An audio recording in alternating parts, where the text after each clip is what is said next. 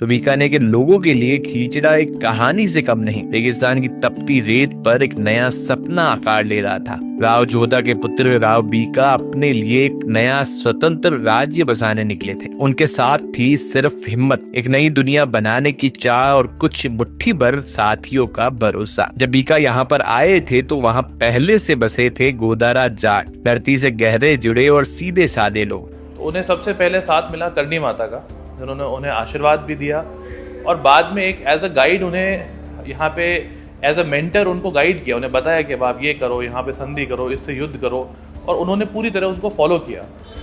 उन्हीं की कृपा से एक पहली दोस्ती जो हुई, जो पहली संधि हुई राव बीका जी की, वो हुई पांडु गोदारा से, जो यहाँ पे जाट परगने के यहाँ के शासक थे। उनसे उनकी मित्रता हुई, संधि हुई। राव बीका ने उन्हें सम्मान दिया और भाईचारे का हाथ बढ़ाया, और गोदारे के सरदारों ने बीका की आंख में सपने की आग दी और अपने खेत खलियान और अपनी धरती सब बीका को सौंप दी, ये कहते हुए ये धरती अब तुम्हारी भी है, हमारा खून और तुम्हारा खून एक साथ बहेगा इस धरती के लिए। बीकानेर किले की पहली नींव करनी माता ने रखी, और उनके बाद में हमने जनश्रुति है कि जो गोदारा जाट थे उनके हाथों से शिला रखाई गई थी, और तब से एक प्रचलन था कि जब भी नया कोई घर बनाते हैं या नई कोई नींव रखते हैं तो कहते हैं कि एक जाट के हाथ से नींव रखा हो। और इसी ओकेशन पर राव बीका ने और जाटों के सरदारों ने साथ मिल बैठकर खींचड़ा खाया, जिस परंपरा को आज भी जाट समुदाय के लोग और राजपूत समुदाय के लोग मिलकर सेलिब्रेट करते हैं। और इस पर्व पर मीठा खींचड़ा खाया जाता है और मुंह मीठा किया जाता है। और उसके अलावा बीकानेर स्थापना दिवस के दिन मीठा खींचड़ा बना गया था, और वो मीठा खींचड़ा सभी अपने मेहमानों को खिलाया गया, जिसमें गोदारा और बाकी सभी जाट समाज के लोग भी मौजूद थे।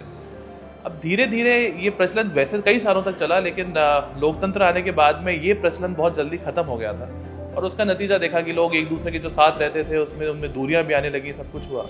तो एक ये प्रयास किया कि अगर हमारे बडेरों ने, हमारे बीकानेर में हमारे पूर्वजों ने एक ऐसी परिपाटी, एक ऐसी रीति चलाई जिसमें हम सब एक साथ बैठ सकें, एक साथ बैठ के और अपने भाईचारा, अपनत्व ये हमारे बीच में बना रहे, उस परिपाटी को वापस चालू हमने करने का प्रयास किया है। और ये बीकानेर की असलियत है, बीकानेर की पहचान है कि दूरियों में भी हम लोगों के पूर्वजों ने ऐसे संस्कार हमें दिए हैं, ऐसी रीतियाँ दी हैं कि हम एक साथ बैठ सकते हैं, एक साथ बैठ के हम आगे बढ़ सकते हैं।